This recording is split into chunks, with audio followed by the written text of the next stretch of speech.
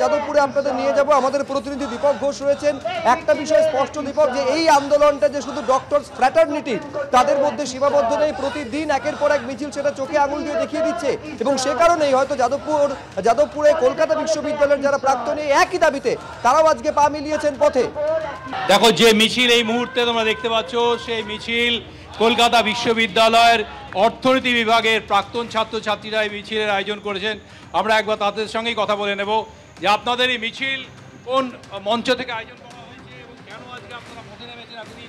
আমরা হলাম কলকাতা বিশ্ববিদ্যালয়ের অর্থনীতি বিভাগের প্রাক্তনী, এবং একটু আগেই আপনাকে বলেছিলাম, আপনি আমার মতামত জানতে এসেছিলেন, যে এটা আমাদের একটা সমগ্র জাতির ঘুরে দাঁড়ানোর লড়াই। তিলোত্তমা একটা জাতির ম্যাসকট, এবং তার রক্ত অবশ্যই ব্যর্থ যাবে না। তার বাবা মা, আত্মীয় পরিজন, যারা তাদের খুব কাছের মানুষ, তাদের সাথে আজ আমরাও একত্রিত হয়েছি। সমস্ত দেশ, সমস্ত রাজ্য, সমস্ত শহর, ডাক্তাররাও মুভমেন্টে আছে। আপনারা কি এটা কি সংহতি মিছিল বলতে পারেন? একদম সংহতি মিছিল। সমস্ত সাধারণ মানুষ থেকে শুরু করে সমস্ত স্ট্রিমের মানুষ একসঙ্গে ধর্ষকদের বিচার চাইছে, কোনো অন্যায় কিছু চাইছে না, তারা ধর্ষকদের বিচার চাইছে। যে মিছিল যাদবপুর 8B'র সামনে থেকে শুরু হয়েছে, সেই মিছিল এই মুহূর্তে যাচ্ছে যাদবপুর থানার দিকে এগিয়ে। ক্রমশ দেখতে পাচ্ছ কলকাতা বিশ্ববিদ্যালয়ের অর্থনীতি বিভাগের প্রাক্তন ছাত্রছাত্রীরা আজ রাস্তায় নেমে এসেছেন। ঘটনার 1.5 মাস অতিক্রান্ত, এখনও তারা বলছেন যে উপযুক্ত বিচার পায়নি।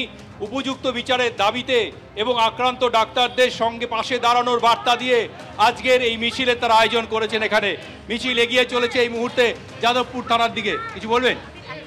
আমরা যেটা বলতে চাইছি সেটা হচ্ছে, আজকে ধর্ষকরা যে অন্যায় করেছে তাদেরকে শাস্তি দিতে 52 দিন কি করে চলে গেল?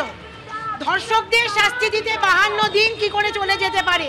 এই একই প্রশ্ন নিয়ে যে মিছিলগুলো রাস্তায় নেমেছে, এই প্রশ্নগুলো নিয়েই মূলত তারা রাস্তায় নেমেছে, যে এতদিন অতিক্রান্ত হয়ে গেল, একেবারে এতদিন পেরিয়ে গেল, এখনো পর্যন্ত বিচার অধরা কেন, এই প্রশ্নটা বারে বারে তুলছে। নিঃসন্দেহে সকলের নজর রয়েছে আগামীকাল সুপ্রিম কোর্টে, যখন এই আরজিকর মামলার শুনানি হতে চলেছে। আন্দোলন করেদিন থামেনি আর থামবে না। যারা ভেবেছিল যে আন্দোলন থেমেছে, ততদিন আমাদের বিচার মিলবে না, আমরা ততদিন কাজ করব।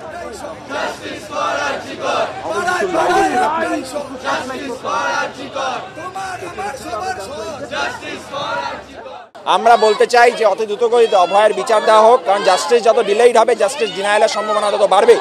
এবং সেই সঙ্গে সারা রাজ্য জুড়ে যে সেফটি সিকিউরিটির প্রশ্নে যে ধীর গতি রাজ্য প্রশাসনের পক্ষ থেকে আমরা লক্ষ্য করছি, তার বিরুদ্ধে আমাদের এই আন্দোলন, আমাদের প্রতিবাদ জারি রয়েছে।